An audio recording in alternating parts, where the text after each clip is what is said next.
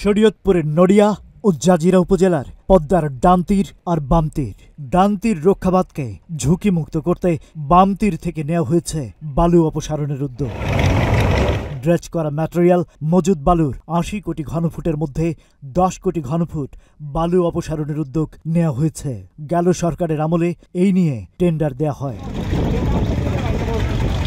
Tender পান নড়িয়া উপজেলা বিএনপির সাধারণ সম্পাদক রয়েল মাঝির স্বত্বাধিকারী প্রতিষ্ঠান তাসকিন এন্টারপ্রাইজ। ২৭টি দেশীয় ড্রেজিং মেশিন দিয়ে নদীর বামতীর থেকে বালু উত্তোলন শুরু হয় ৯ এপ্রিল। সেই থেকে এখনও চলমান রয়েছে। শুরুতে সরকারি নীতিমালা না মেনে বালু উত্তোলন শুরু হয়। এই অভিযোগে স্থানীয় বিএনপি ও এলাকাবাসী বালু উত্তোলনের পক্ষে ও বিপক্ষে প্রকাশ্যে বিরোধে জড়ায়। বালু উত্তোলন হলে নড়িয়া রক্ষাবাদ হুমকির মুখে পড়বে এমন দাবি করে বিক্ষোভ মিছিল ও মানববন্ধন কর্মসূচি করেছেন টেন্ডার বিরোধী বিএনপির অপর পক্ষ। পরে ১৪৪ ধারা জারি করে নড়িয়া উপজেলা প্রশাসন।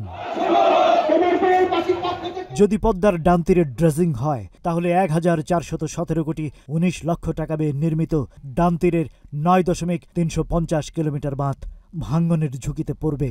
এতে ভাঙ্গনের আশঙ্কায় দুশ্চিন্তায় রয়েছেন এলাকাবাসী। বালু উত্তোলন যদি অব্যাহত থাকে আগামী ২ সপ্তাহ, তাহলে পুরানো যে বেরিবাদটা হয়েছে এই বেরিবাদটা থাকবে না। এই বেরিবাদটা যদি সরে যায় তাহলে আমাদের নড়িয়া উপজেলা, কেদারপুর ইউনিয়ন, বরিশাল, বনগাঁড়া এবারেতে সমস্ত মানুষ আমরা ক্ষতিগ্রস্ত হয়ে যাব। ৫ই আগস্টে নতুন বাংলাদেশে এসে ফেসিবাদীদের সাথে সহযোগিতা করে বালু উত্তোলনের নামে অত্যাধিক ড্রেজার বসিয়ে অবৈধভাবে বালু উত্তোলন করছে। সেটার প্রতিবাদ স্বরূপ আমরা এসেছি। এই নড়িয়াবাসীকে রক্ষা করতে হবে, এই শরীয়তপুরকে রক্ষা করতে হবে। বেরিবাদ হয়েছে, এখন নদী ভাঙে না। এখন ওই বালু ঘোরেরা বালু কাইটে নিয়ে যেতেছে, এখন আমাদের হুমকির মুখে। এখন আমরা যে কোনো মুহূর্তে নদী বিলীন হয়ে যেতে পারে। টেন্ডার বাতিলের দাবিতে সংবাদ সম্মেলন করেন বিএনপির কেন্দ্রীয় কমিটির নির্বাহী সদস্য মহিউদ্দিন আহমেদ জিন্টু ও বাংলাদেশ জাতীয়তাবাদী কৃষক দলের কেন্দ্রীয় সহসভাপতি অবসরপ্রাপ্ত কর্নেল ফয়সাল আহমেদের যৌথ নেতৃত্বে বিএনপির একটি পক্ষ।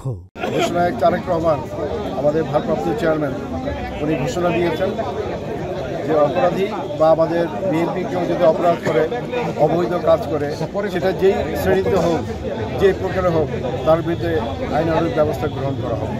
কাজেই এখানে যদি বিএনপি কেউ সম্পৃক্ত থাকে, সেটা তদন্ত সাপেক্ষে যদি বের হয়, তাহলে অবশ্যই প্রশাসনকে বলব তাদের বিরুদ্ধে আইনানুগ ব্যবস্থা গ্রহণ করার জন্য।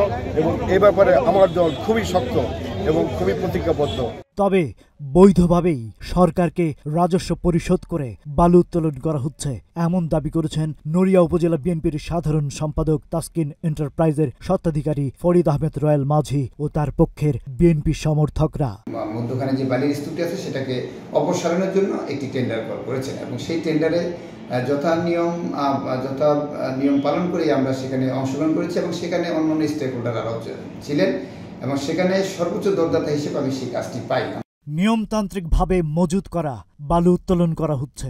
যদি নির্দেশনা ভঙ্গ করা হয় তাহলে আইনগত ব্যবস্থা নেওয়ার কথা জানান নড়িয়া উপজেলা নির্বাহী অফিসার। স্পট কোটেশনের মাধ্যমে ৬ এপ্রিল কার্যাদেশ দেওয়া হয়েছে। সেখানে তাসিম তাহান কনস্ট্রাকশন তারা ম্যাটেরিয়াল অপসারণ করছে। আমরা এখানে নিয়মিত পর্যবেক্ষণ এবং তদারকি করছি। যদি কোনো কার্যাদেশের কোনো শর্তের লঙ্ঘন ঘটে, ব্যত্যয় ঘটায়, সেক্ষেত্রে আমরা তাদের বিরুদ্ধে আইনানুগ ব্যবস্থা নিই। পদ্মা নদীর সুরেশ্বর পয়েন্টে নদীর গভীরতা বেশি। যেখানে সেখানে নদী কাটা হলে নড়িয়ার পদ্মার ডানতীর রক্ষাবাদটি ঝুঁকির মুখে পড়বে। যাতে সঠিকভাবে ড্রেজিং করা হয় তার জন্য নড়িয়া উপজেলার নির্বাহী অফিসারকে চিঠি দিয়েছে পানি উন্নয়ন বোর্ড।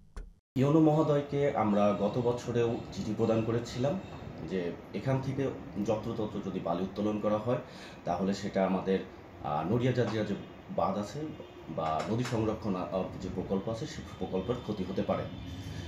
এবং বালি নিলামের পরে আমাদের কাছে কিছু বিচ্ছিন্ন নিউজ আসে যে সেখানে অবৈধভাবে বালি এদিক ওদিক থেকে কিছু বালি উত্তোলনের প্রতীয়মান হচ্ছে। আমরা সেই পরিপ্রেক্ষিতে ইউনো মহোদয়কে এবং উপজেলা প্রশাসনকে আবারও চিঠি প্রদান করেছি। বর্তমানে নদীর ড্রেজিংয়ে ২৭টি কাটার কাজ করছে। কাজ চলবে টানা ৯ মাস। তবে এর আগে ১০ কোটি ঘনফুট বালু কাটা সম্পূর্ণ হলে কাজ বন্ধ হয়ে যাবে। বালু অপসারণে পরে আবারও টেন্ডার করা হবে জানিয়েছেন স্থানীয় উপজেলা প্রশাসন। শরীয়তপুর প্রতিনিধি মফিজুর রহমান রিপনের তথ্যচিত্রে ডেস্ক রিপোর্ট।